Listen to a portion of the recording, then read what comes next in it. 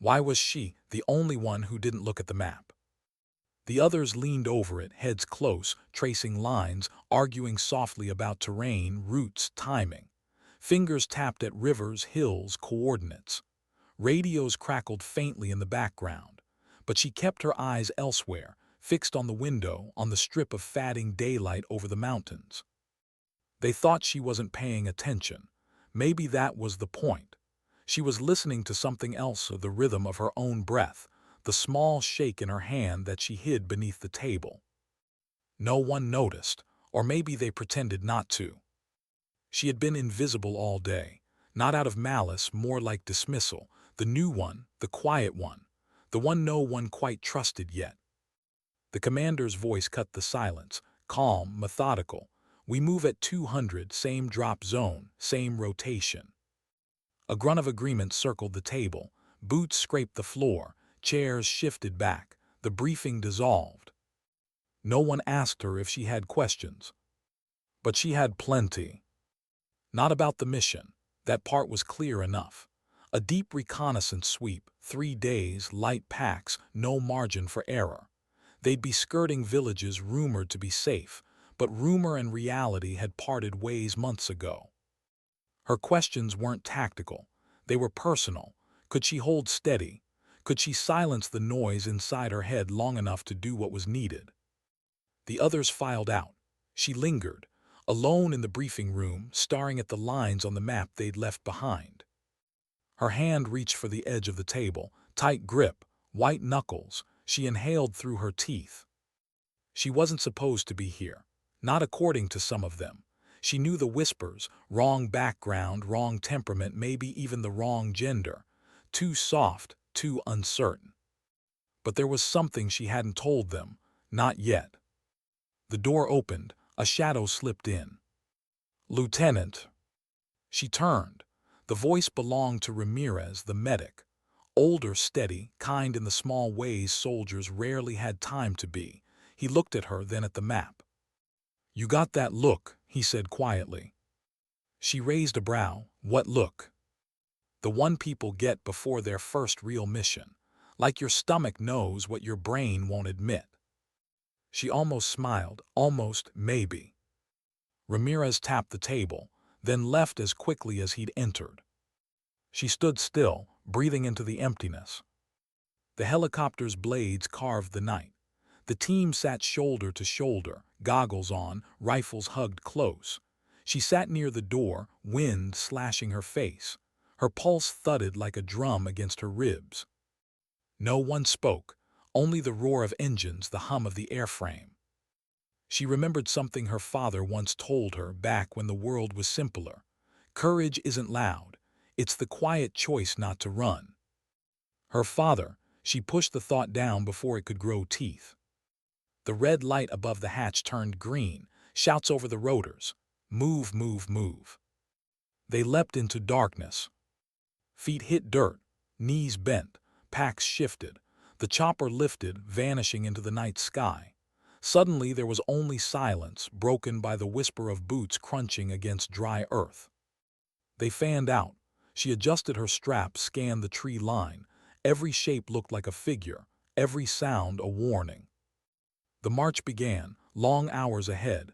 No talking, just steps, breaths, and the steady ache in her shoulders. The night pressed close, heavy with unseen eyes. By dawn they had covered 10 kilometers. They halted in a ridge of scrub brush, unpacking briefly for rest. She lowered herself against a rock, rolling her ankle to ease the burn. The sun broke the horizon, bleeding red over the hills. That color, she hated it. It reminded her of a memory she'd buried deep, one she never spoke of. A roadside, a sudden flash, the sound of metal folding, and silence where laughter had been seconds before. She'd carried that silence ever since. That was why she was here. Not for glory, not for medals, for something else, something no one could name but her. "Eyes up," hissed Sergeant Cole, the team leader. She froze. Movement below, 2 figures on a dirt road, barely visible, locals maybe. The team dropped low, rifles raised. Her heart hammered. The two shapes trudged along, heads bowed, carrying bundles. She could almost hear their footsteps, see the weight pulling at their shoulders. Cole waited, the silence stretched. Then he motioned, hold position, do not engage. The figures vanished into the trees. Breath released, shoulders unclenched. She lowered her rifle, hands trembling. Cole glanced at her, noticing, judging. She met his eyes, forcing steel into her expression. But inside she knew what he saw, a flicker of doubt. Hours passed, terrain worsened. Heat pressed down like a hand. Sweat trickled into her eyes. The team moved with mechanical rhythm, conserving energy. She copied their pace, hiding her exhaustion. By mid-afternoon, they reached the ruins of an old farmhouse. Stone walls half collapsed, roof gone. Cole signaled stop. They needed cover, water, a few hours of rest. Inside the ruin, the team spread out. Ramirez checked gear. Another soldier, Miller, sat sharpening his blade, humming under his breath. The sound was oddly soothing, even here. She chose a corner, lowering her pack. Her hands trembled again. She clenched them into fists. "First mission?" Miller asked without looking up. She nodded. He chuckled dryly. "Thought so, don't worry. Nobody gets it right the first time, just don't freeze when it matters." She wanted to answer, but her throat tightened. Instead, she reached into her pack, pulling out her canteen. The water was warm, metallic. She swallowed anyway. Cole passed by, eyes lingering on her. Not cruel, just calculating. She couldn't read him. The silence of the ruin pressed in. Night fell again. They moved, darker this time, heavier. Every shadow threatened. Every gust of wind whispered warnings. At one point, they heard gunfire in the distance. Not close, but close enough to remind them how thin the line was between safety and chaos. She tried not to imagine what was happening out there, tried not to picture the faces of strangers caught in the crossfire, but she couldn't help it. Her chest tightened. She remembered Ramirez's words, "Your stomach knows what your brain won't admit." Maybe her stomach was right. By the second dawn, fatigue gnawed at her. Her legs felt like stone. But when Cole signaled a climb up a rocky slope, she pushed harder. She couldn't be the weak link. Not here, not now. Halfway up, a rock slipped under her boot. She stumbled, grabbing at stone. The sound echoed too loud. The team froze. Cole whipped his head back, eyes burning. She held still, breath locked. Nothing moved around them. No shots, no alarms. Silence. The team continued upward. Shame burned her cheeks hotter than the sun. She climbed faster, swallowing the sting in her throat. When they reached the top, she didn't look at anyone. Just stared out at the horizon, miles of ridges, valleys, smoke rising faint in the distance. War lived in that smoke. She could smell it. Later, while the others checked maps, she crouched alone near the edge. Her hand found her pocket.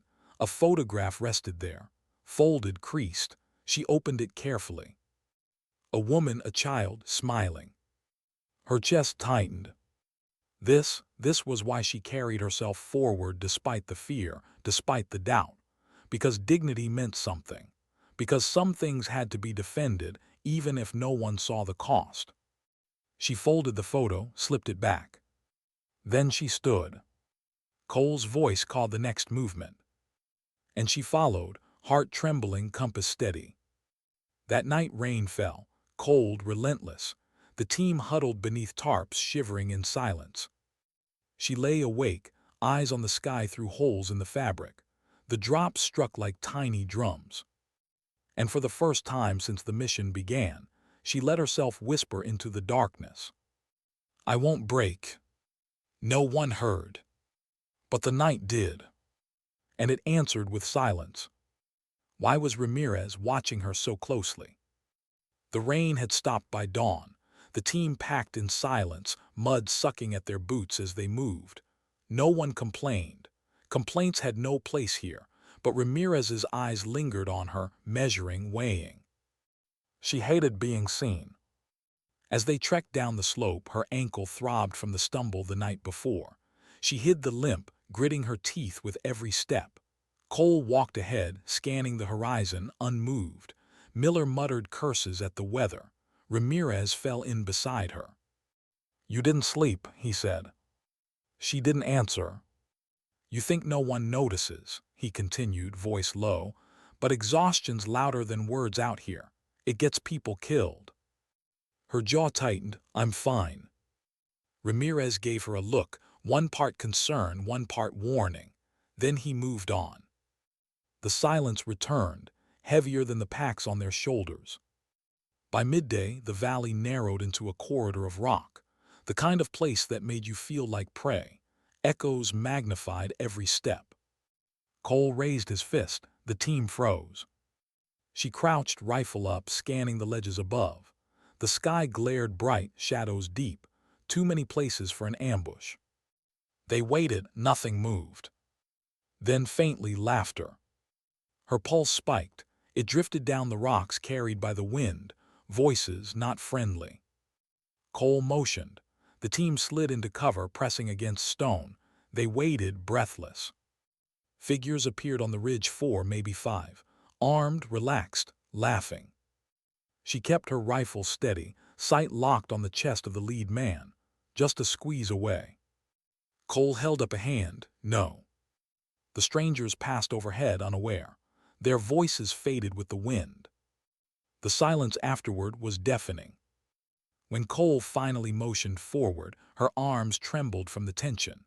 She lowered her rifle slowly, steadying her breath. Miller smirked as he passed her. "You were about to light him up, weren't you?" She didn't reply. But inside she knew the truth. Yes, she had been seconds away. And she wasn't sure if it was fear or rage that had nearly pulled the trigger. That night they camped in a hollow of trees, tarps stretched low. Fire was forbidden. Only cold rations, eaten in silence. She sat alone, chewing tasteless food, staring at the darkness between trunks. Her mind replayed the laughter from the ridge.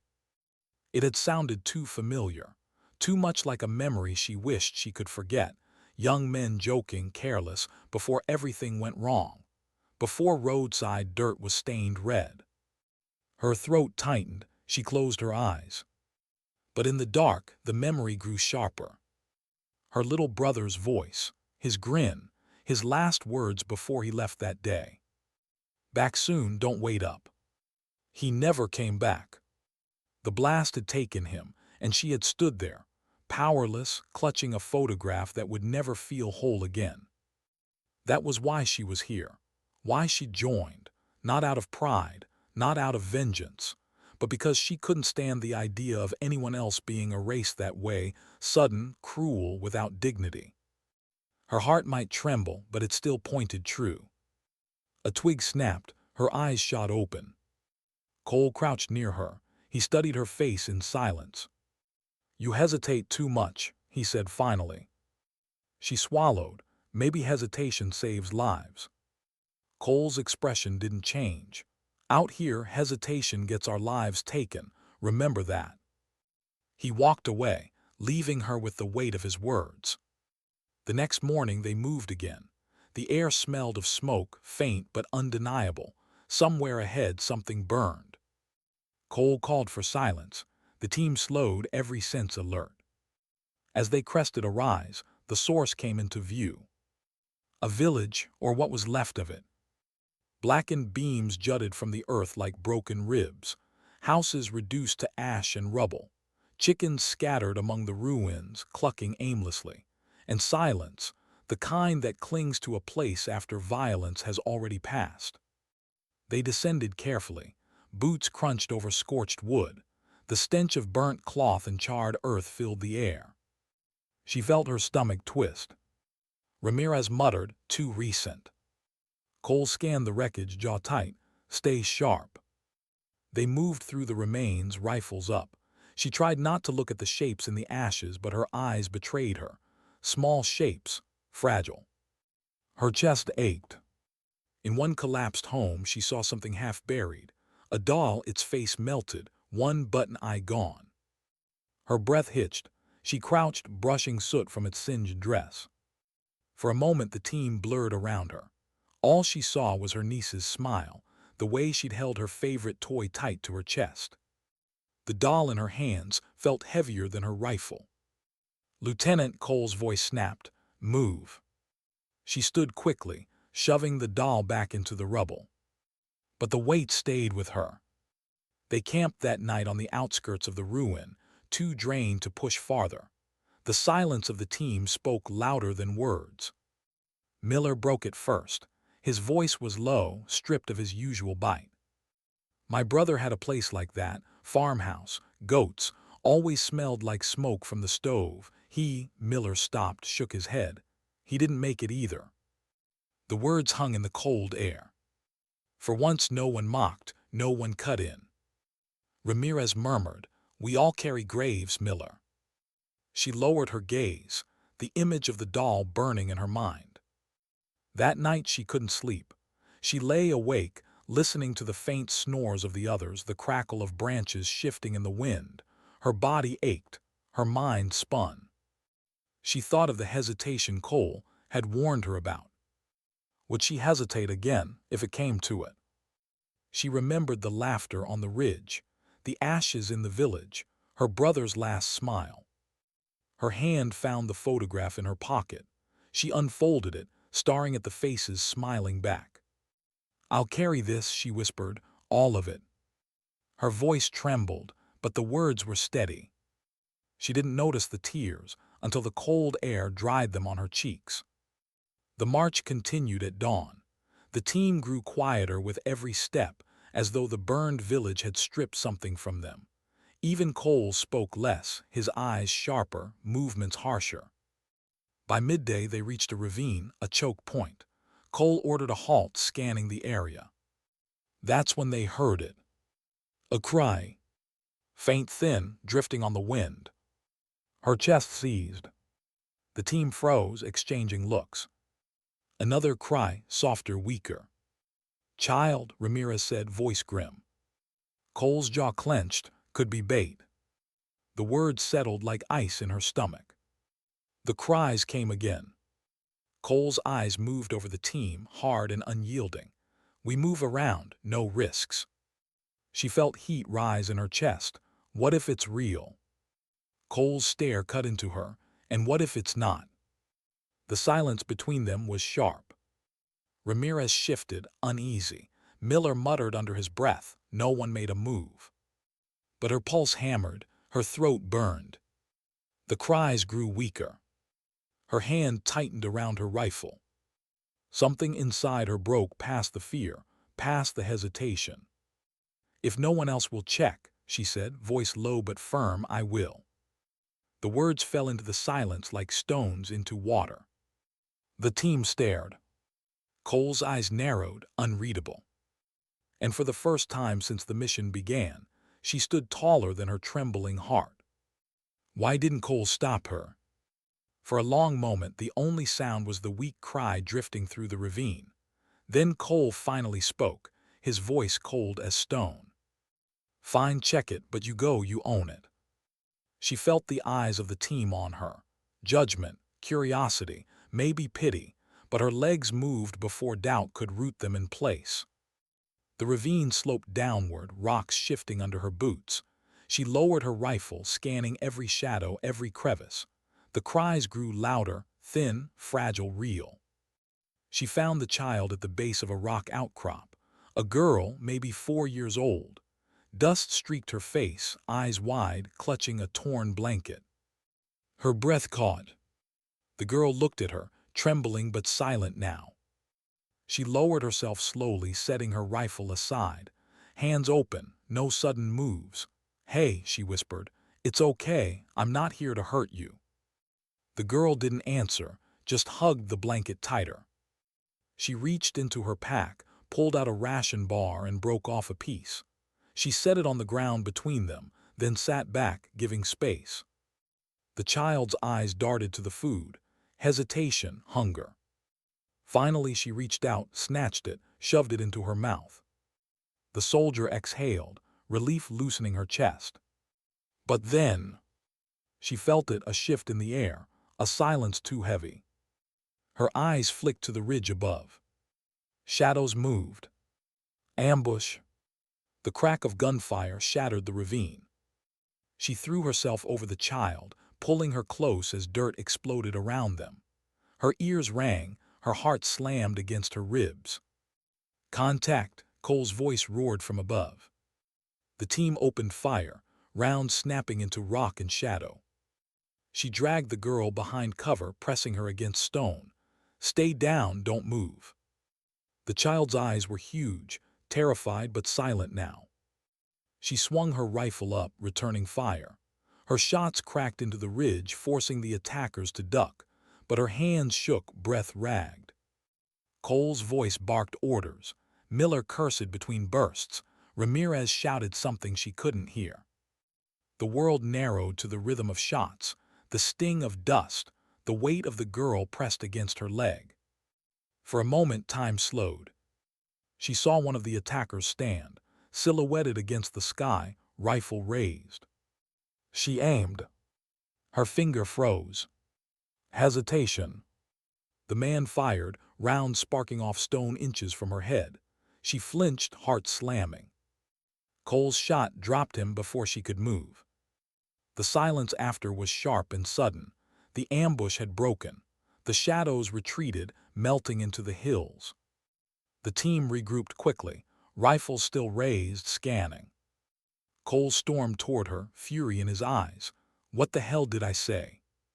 She held his gaze, chest heaving. And if I hadn't gone down, she'd be dead. Cole looked at the girl, small, trembling, clinging to her torn blanket. His jaw clenched, but he said nothing. They didn't leave her. They couldn't. Ramirez carried the child on his back as they moved, small arms wrapped around his neck. The team marched in tense silence, nerves raw. Cole stayed at the front, every muscle rigid. She followed behind, the girl's wide eyes flicking to her every so often. Her chest tightened each time. Miller finally broke the silence. Well, guess we're babysitters now. No one laughed. By nightfall, they sheltered in a shallow cave. The child slept curled against Ramirez's side, exhaustion claiming her at last. The others sat in a circle, faces hollow in the dim glow of a covered lamp. Cole's voice cut through the silence. We're compromised. That ambush wasn't random. Someone knew our route. Miller swore. So what now? Call for exfil. Too hot, Cole said. Command won't risk a bird until we confirm safe zone. We finish the recon, no shortcuts. His eyes shifted to her, cold, and no more stunts. Her fists clenched. If saving her was a stunt, I'll take it again. The silence was sharp. Miller smirked, Ramirez sighed, Cole's stare drilled into her. Finally, Ramirez spoke. She's right. You all saw the village.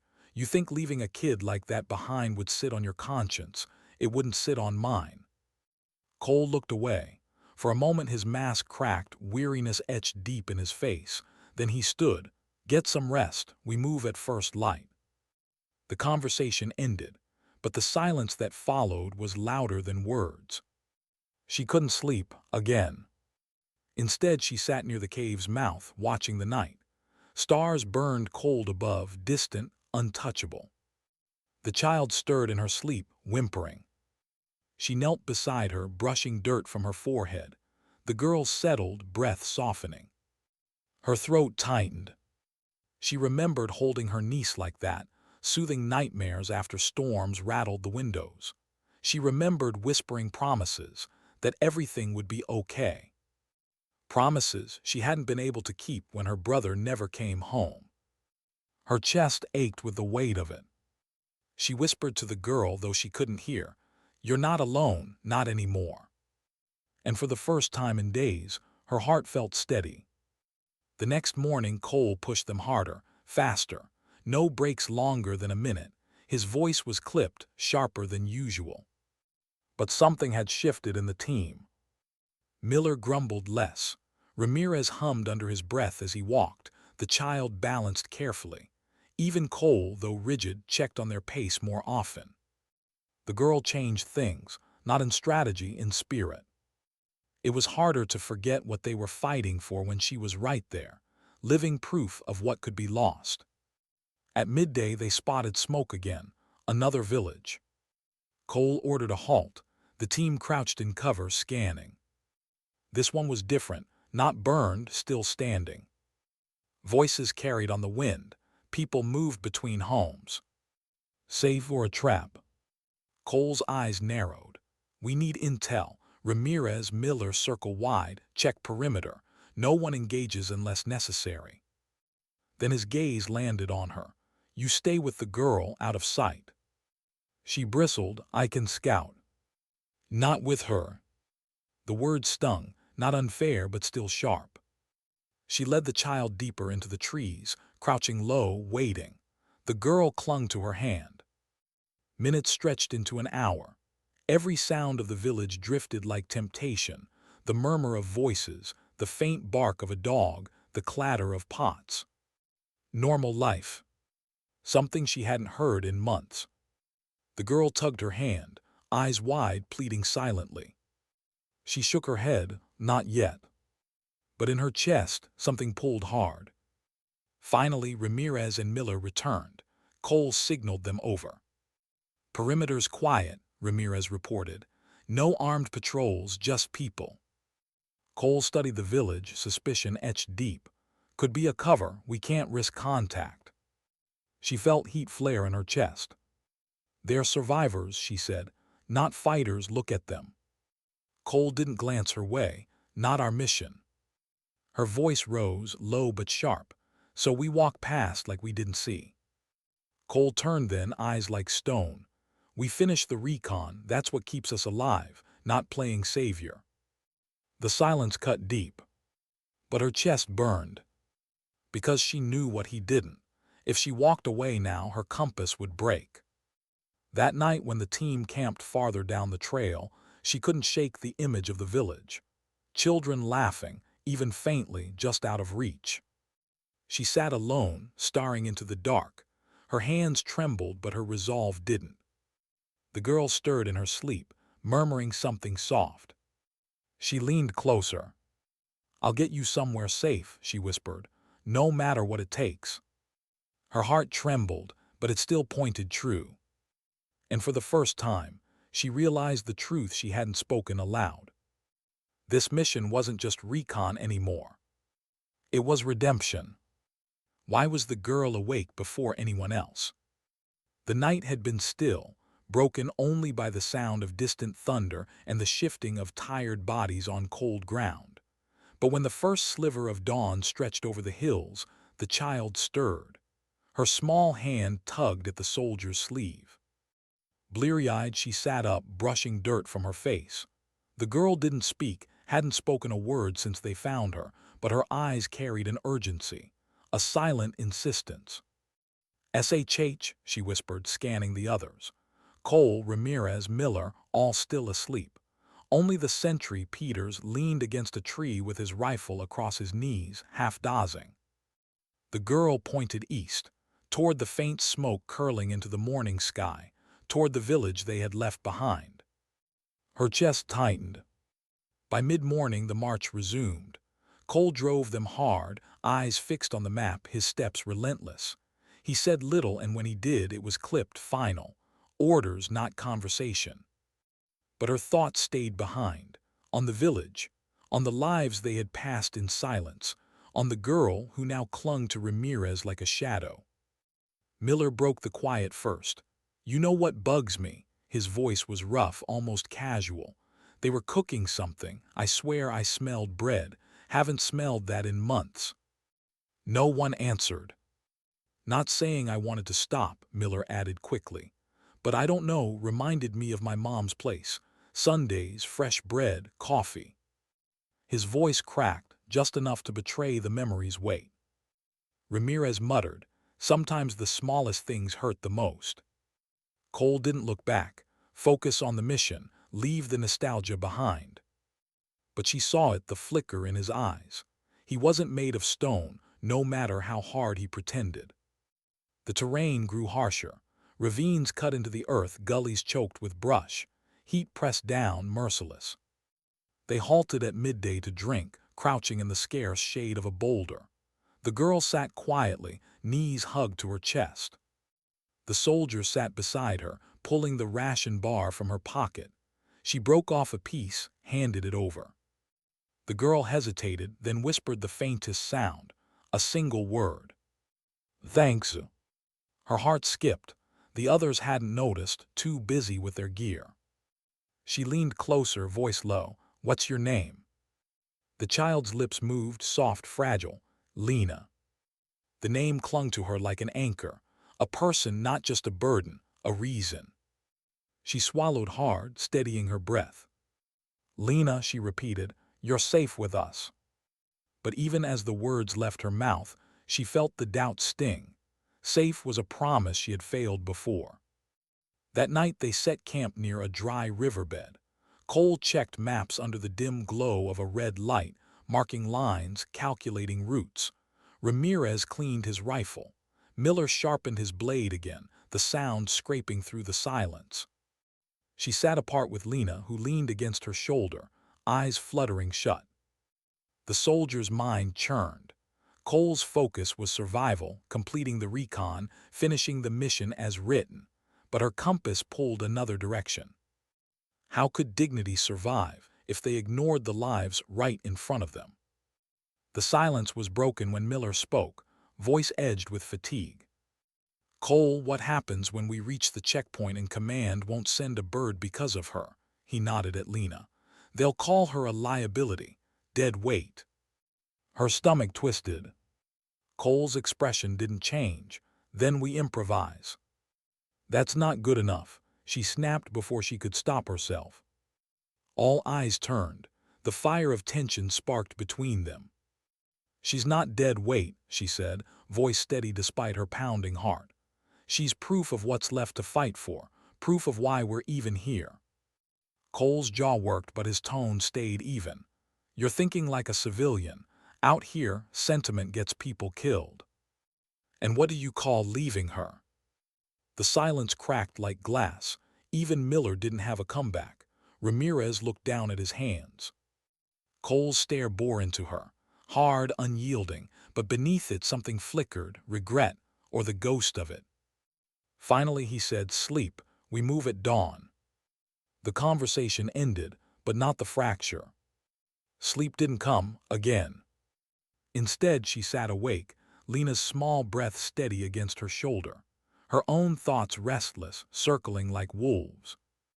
Her father's voice echoed from years past, the memory of a kitchen table, coffee steaming, his words low but unshakable. "Dignity isn't given, it's held, even when everything tries to take it from you." He had died holding it. She had sworn never to let it slip. She pressed her hand against Lena's back, feeling the fragile rise and fall. Her heart trembled, but it still pointed true. The next day brought storms. Dark clouds rolled in, lightning splitting the sky. Rain hammered down, soaking gear, chilling skin. They pushed through, teeth chattering, packs dragging at their shoulders, every step heavier than the last. By dusk they reached high ground. The storm had passed, leaving the air heavy and sharp. And that's when they saw it. Smoke again, not faint this time, a column rising black into the sky. Another village.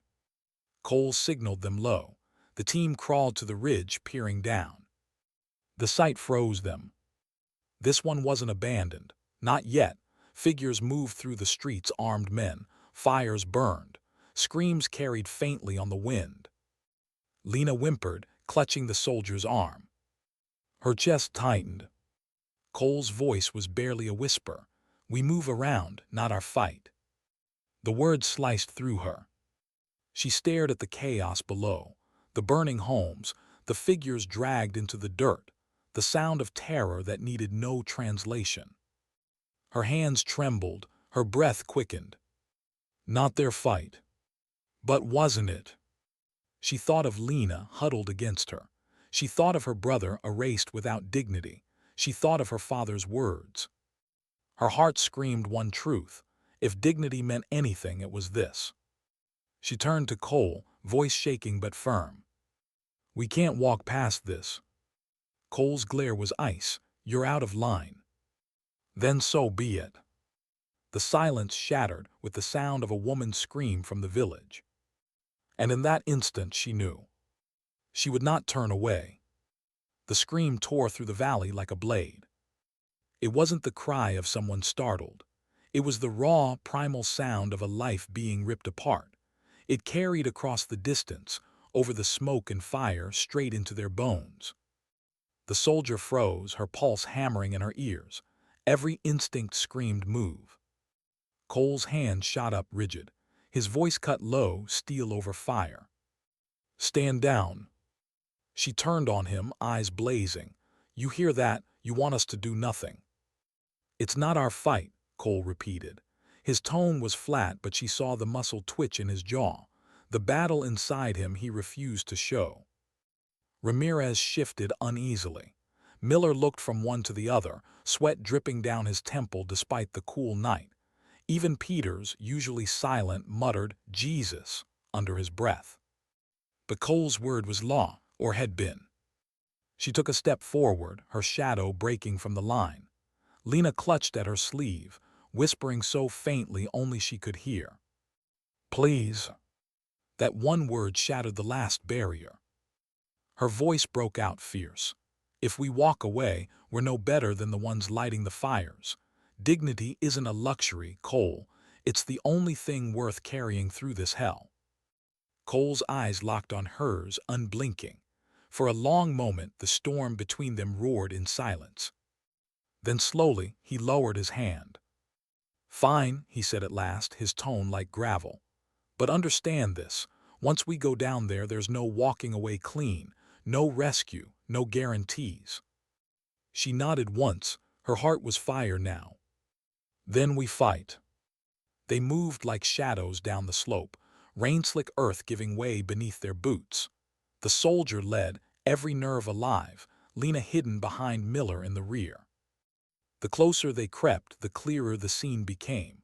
Armed raiders, makeshift uniforms, scavenged rifles, homes burning, livestock scattering. A woman dragged by her hair across the mud, children crying as they were shoved into a hut. Her breath caught. The rage rising in her chest wasn't blind, it was sharp, focused. Cole whispered, "Positions."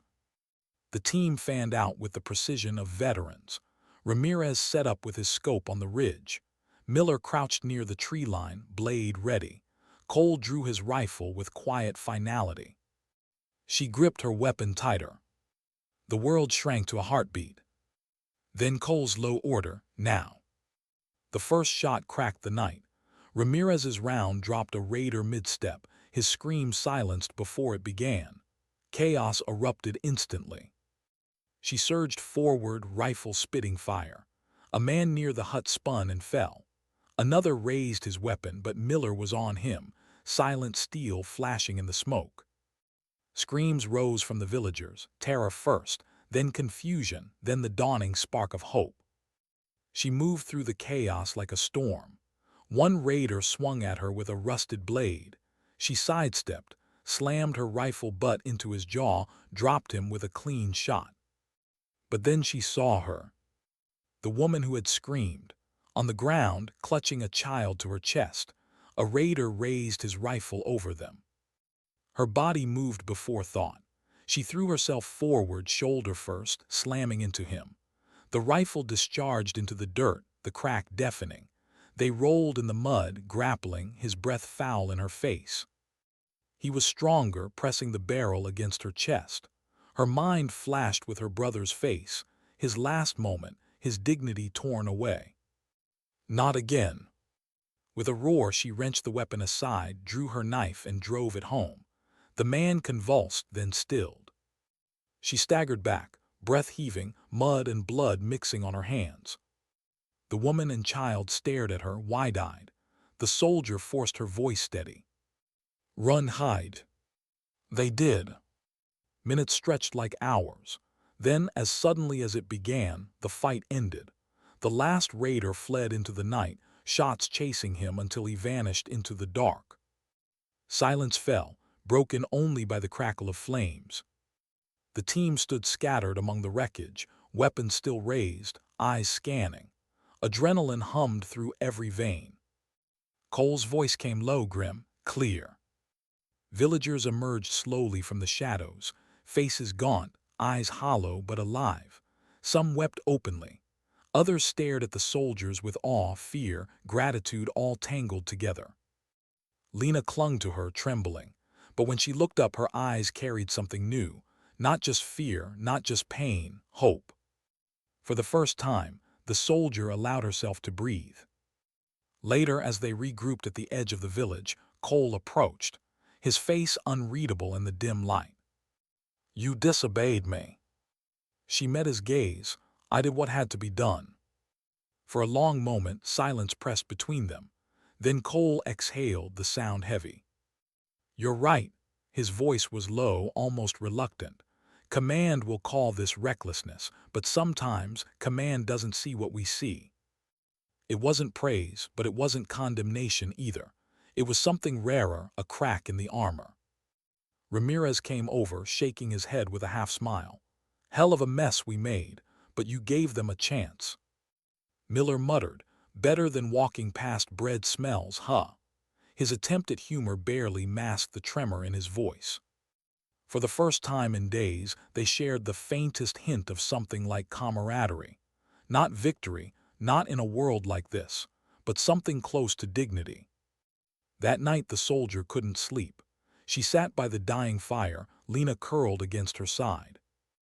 The village was quiet now, too quiet, survivors huddled in ruins, clutching one another. She stared into the embers, her hands still stained, her heart still pounding from the fight. Her father's words echoed again, "Dignity isn't given, it's held." She looked at Lena, at the fragile trust in her eyes. Maybe dignity wasn't just something you carried for yourself. Maybe it was something you protected in others, too. Even when the world burned. Especially then. At dawn, they prepared to move. Cole gave no speech, no orders beyond the essentials. The mission still waited. The world outside still howled. But something had shifted. The soldier walked at the center of the column, Lena's small hand in hers. And for the first time since her brother's death, since the darkness swallowed everything she knew, she felt a sliver of light. Not hope, not yet. But purpose. The call came just after sunrise. The radio hissed with static, then snapped alive. Command's voice, clipped, cold, stripped of everything human. "Report." Cole held the receiver, his jaw clenched as he listened. The soldier stood close enough to catch fragments, words like unauthorized, compromised, jeopardized asset. Cole's eyes flicked to her once, just once. Then he turned his back, answering in flat, obedient tones. "Yes, sir, copy." The call ended. Silence filled the space, heavier than the smoke still curling from the village. Cole didn't move for a long moment. Finally he turned, expression hard as stone. "Command knows." Her stomach dropped. "They know what we did," he continued. "They know we engaged. We're ordered to proceed immediately to extraction point Delta. No deviations, no delays." Ramirez cursed under his breath. Miller kicked at the dirt, muttering something bitter. Peters just stared at the ground, pale. She asked the question, already burning in all their minds. "What about the villagers?" Cole's eyes were ice. "Not our problem, not anymore." The words cut like knives. She looked around, the burned homes, the families gathering what little they had left, children with ash still clinging to their faces. Lena at her side, clutching her sleeve, eyes wide and unblinking. "Not our problem," she repeated, her voice shaking with fury. "They'll come back. You saw how they scattered. They'll come back stronger with more weapons, more fire. And you want us to just leave them." Cole didn't flinch. "Our orders are clear. Extraction point now." Her hands tightened into fists. The march away from the village felt like betrayal with every step. Lena walked silently beside her, holding her hand so tightly it almost hurt. The girl hadn't spoken since the night before. She didn't cry, didn't ask questions, just held on. Behind them, faint voices carried, the villagers calling out, watching the soldiers leave. No pleas, no curses, just silence that pressed like a weight against her back. Each step was a fracture inside her. Her brother's face haunted her again. That night years ago, his last words, his dignity ripped away. She had promised herself never again. But wasn't this the same? Walking away from people who couldn't fight for themselves, leaving them to burn when she had the power to stand. Her chest tightened until she couldn't breathe. She slowed, stopped. Cole. The squad halted. Cole turned, impatience flashing across his face.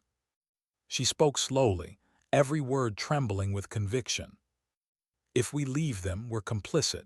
Orders don't wash blood off your hands. Cole's eyes hardened. This isn't about your conscience. This is about the mission, about survival. Ramirez shifted, uneasy. She's not wrong, Cole. We saw what those bastards were doing. They'll do it again, maybe worse. Not our fight, Cole repeated, voice rising. Not our jurisdiction.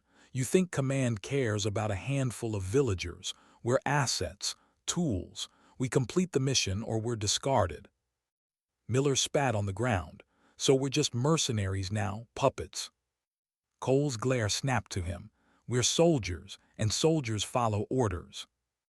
Her voice cracked like a whip. No, soldiers protect, that's the difference. The silence that followed was brutal.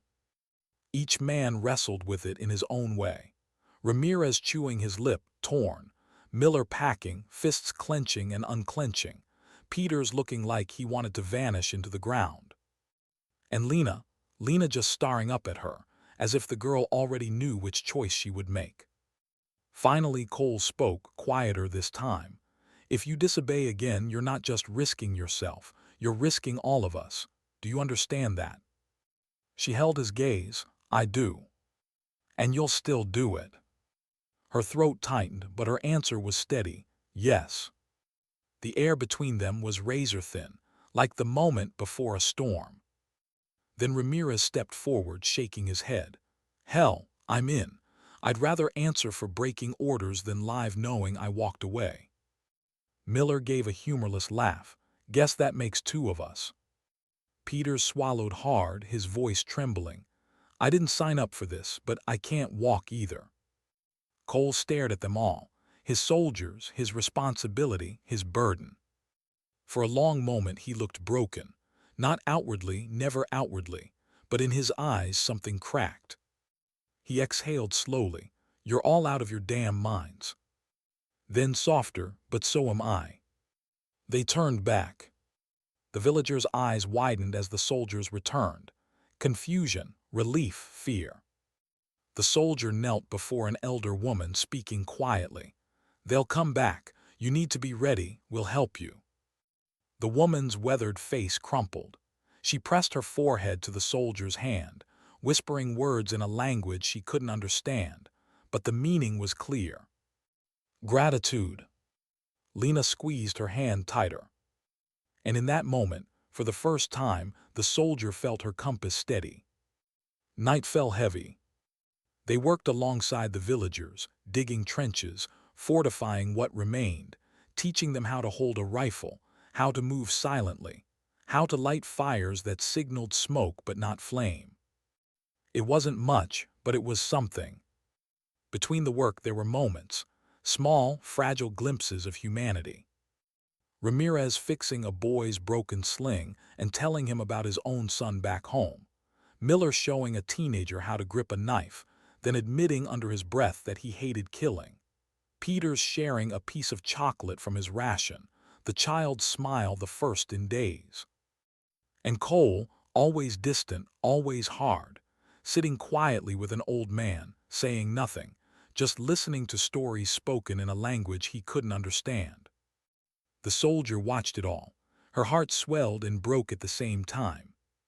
She wasn't naive. She knew this wasn't safety, not truly. The raiders would return. Command would come down on them. The fire was far from out. But for this night, there was dignity. And dignity, she realized, was worth fighting for.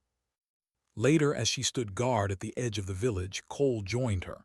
He didn't speak for a long while, just stood beside her, silent, watching the dark. Finally, he said, "You know what's coming, don't you?" She nodded. "Command won't forgive this." "No," he agreed. "They won't. They'll brand us liabilities, traitors maybe, whatever makes the paperwork clean." She turned to him. "Do you regret it?" His eyes stayed fixed on the horizon. "Every order I've given in this war has cost someone something. But this," he paused, jaw tightening, "this feels different." A beat of silence. Then he looked at her. "Your heart's going to get us killed one day." Her lips trembled into the faintest ghost of a smile. "Maybe, but at least we'll die with it intact." Cole didn't smile, but he didn't argue either. In the stillness, she thought of her brother again. Not his last breath, not his broken body, but his laugh, warm and alive. The way he had always stood for the smaller kids, even when it meant taking the beating himself. Her chest ached. Maybe this is how I keep him alive, she thought.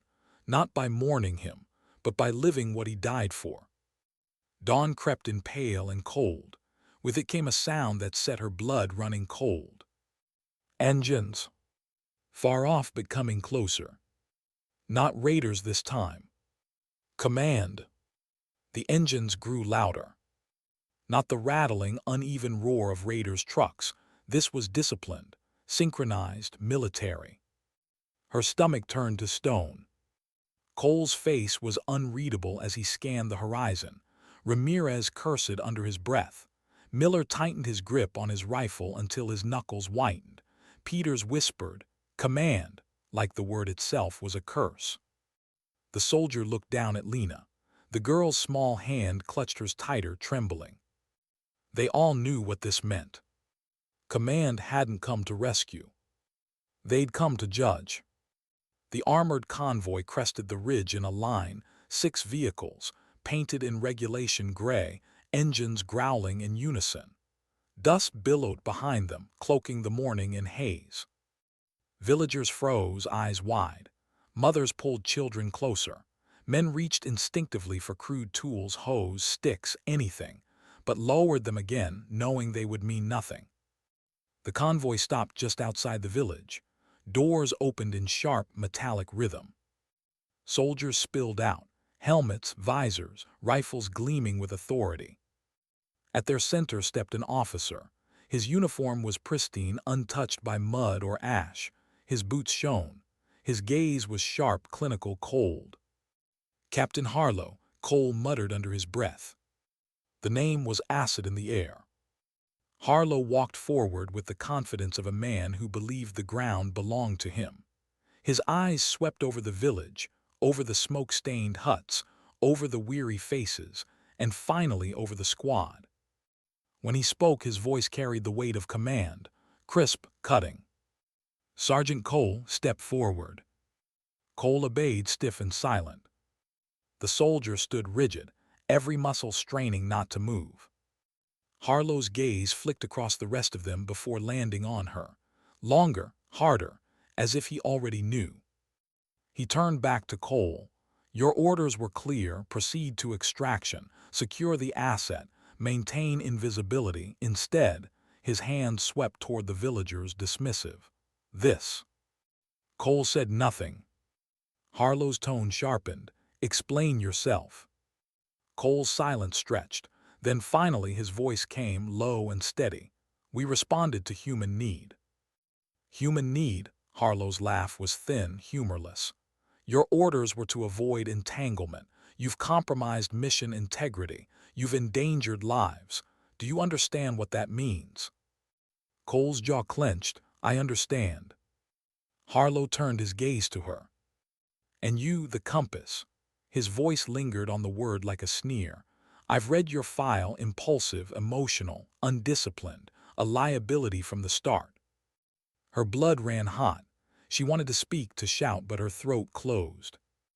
Harlow stepped closer, eyes boring into hers.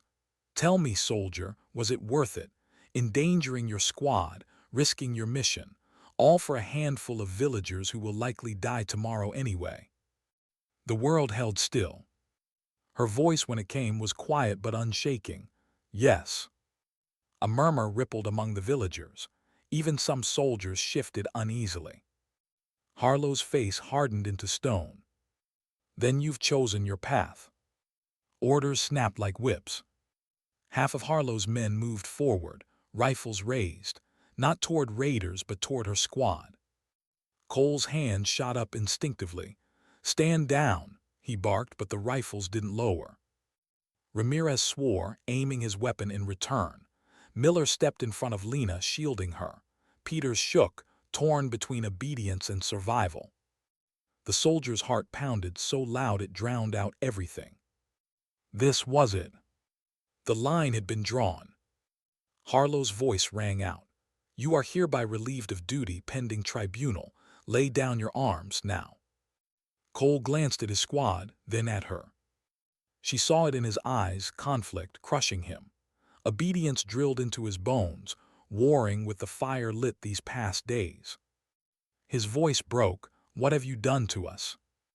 Her answer came in a whisper, but it carried. "I reminded us who we are." The standoff stretched like an open wound.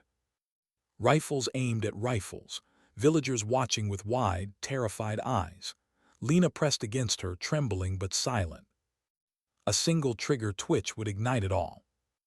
And then, from the far hut a voice rose, cracked but defiant. A villager, an old man, scarred and bent. He stepped forward, clutching a broken staff. "These soldiers saved us," he said in halting, accented words. "When no one else would, you call them traitors. Then what does that make you?" Gasps spread through the crowd. A few villagers murmured agreement. Fear rippled through Harlow's soldiers, not of violence but of something harder to silence. Truth. Harlow's face darkened. "Silence him," he snapped. One of his soldiers stepped forward, rifle raised. Without thought, she moved, placing herself between the villager and the weapon. Her rifle was up, finger tight on the trigger. "Don't," her voice was low, dangerous. The soldier froze, the air crackled. Harlow's eyes blazed. "You're finished." Cole's voice cut through, rough with something deeper than rage. "No, we're not." Harlow turned, stunned. Cole had leveled his own rifle, not at her but at Harlow himself. The silence was deafening. One by one, Ramirez, Miller, Peters raised theirs too. And the soldiers across from them hesitated, fingers hovering, eyes flicking between their commanders, cold fury and the raw conviction burning in the squad's faces. The village held its breath. For a long, terrible moment, the world balanced on the edge of a blade. Then one of Harlow's men lowered his rifle, just slightly. Another followed. The shift spread, rippling through the line, discipline cracking under the weight of conscience. Harlow stood alone, fury twisting his features. "You fools," he spat. "You think this changes anything? You've destroyed yourselves, your careers, your futures." Cole's reply was steady, almost calm. "Maybe, but we didn't destroy our dignity." Harlow's eyes darted between them, wild. For the first time, the mask of authority faltered. "You'll regret this," he hissed. "Every last one of you." He signaled sharply. His soldiers regrouped, retreating to the convoy. Doors slammed, engines roared. And just like that, they were gone.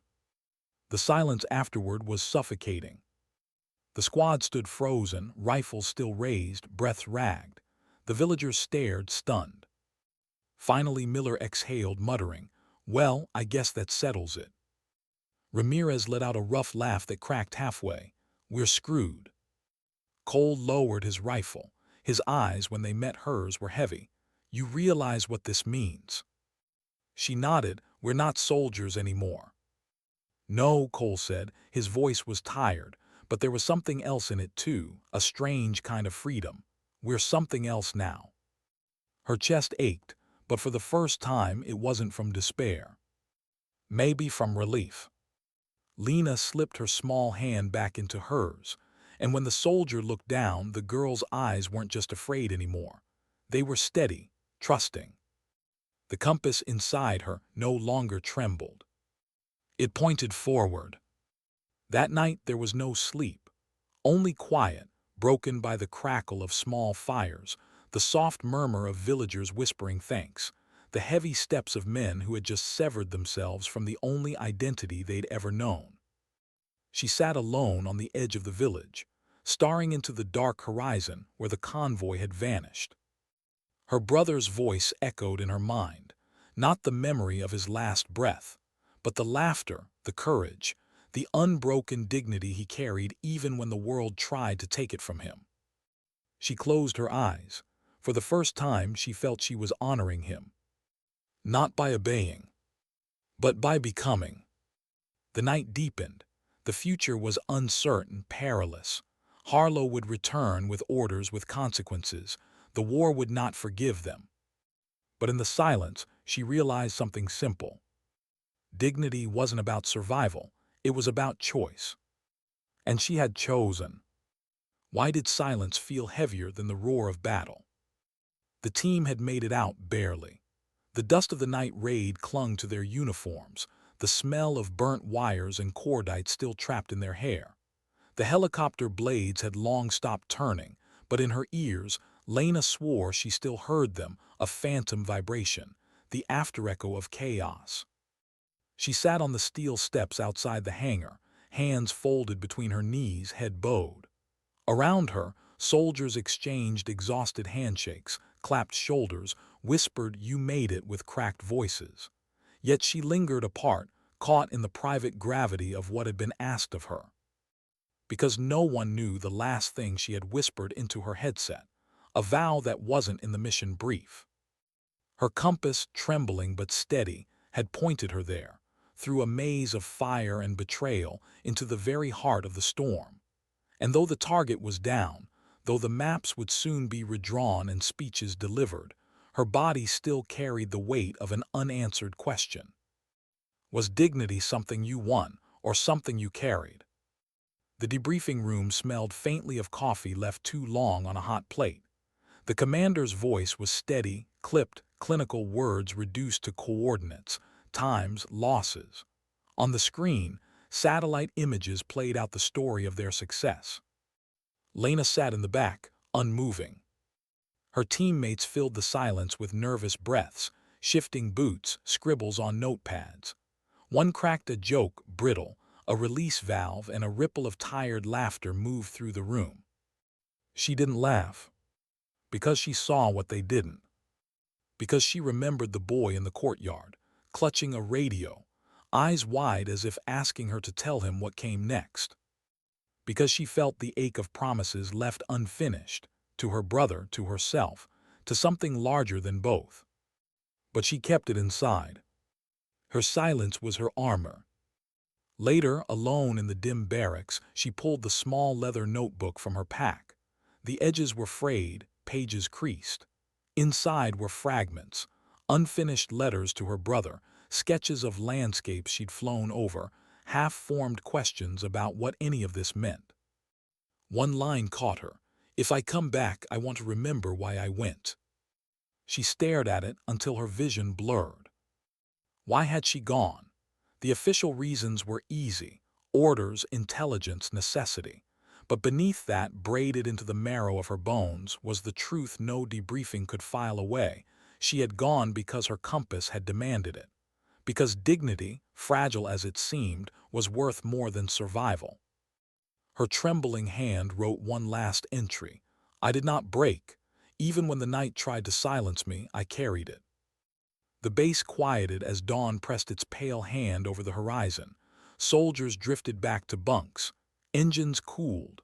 Somewhere, a flag rustled faintly in the wind. She walked to the edge of the runway. The air tasted of metal and dust. Her shadow stretched long, fragile, but unbent. Behind her, someone called her name. A teammate, tired eyes, a bandaged arm carrying his own ghosts. He offered her a cigarette. She shook her head. They didn't speak more than that. They didn't need to. The silence between them carried its own kind of dignity. For once, she didn't feel ignored. She didn't feel invisible. She felt like the silence itself acknowledged her. There would be other missions, other scars, other nights where the compass trembled. But in that moment, standing alone on the cold tarmac, she understood. Dignity wasn't loud. It wasn't medals or headlines or applause. It wasn't even recognition. It was in the unseen choices. In the boy spared when no one was looking. In the whispered promise to the dead that you'd keep walking. In the letter never sent, but written anyway. It was in the trembling hand that still pointed forward, even when the path was broken. The helicopter that would take her home ignited its engines. The sound built slowly, washing over her like surf. She closed her eyes and let it. When she opened them, she let the notebook fall shut, tucking it back into her jacket. She walked toward the machine, boots steady, pace unhurried. The blades whipped the air into a storm around her, but she moved through it with quiet certainty. She climbed aboard without looking back. The final image was not of her face, or her scars, or her medals. It was of her compass scratched, trembling in her palm, pointing steady. Because sometimes dignity doesn't speak. It simply acts. And in her silence, in her unbroken walk into the storm of tomorrow, her story lived on.